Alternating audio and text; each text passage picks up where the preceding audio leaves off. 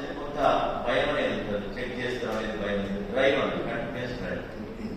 So వినియోగదారులకు సంబంధించిన దీనికి కావాల్సిన అవగాహన కావాలి, ప్రతి ఒక్కరు ప్రశ్నించే తత్వం ఉండాలి.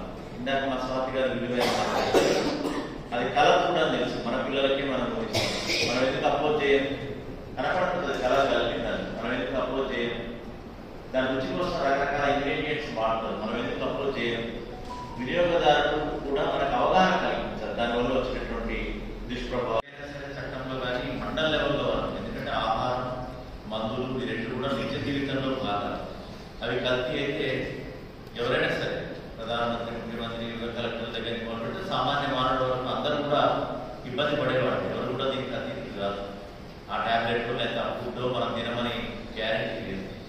కాబట్టి ఏ అధికారి కూడా దాన్ని చూస్తూ ఊరుకోరు. కాకపోతే పరిస్థితులు అంటే సిబ్బంది లేకపోవడం, అదేవిధంగా పూర్తి సమాచారం లేకపోవడం, ఒక రకంగా ఏదో కావాలనే పక్షం పూర్తి సమాచారం చేరవేయడం, అక్కడ పోయిన తర్వాత అది లేదని తేలడం, ఆయన రెప్యుటేషన్ దెబ్బతినడం, ఇట్లాంటి రకరకాలైనటువంటి పరిస్థితులు ఉంటాయి.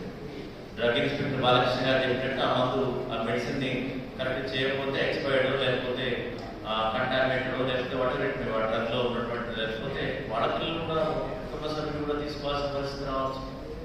ఫుడ్ ఉంది.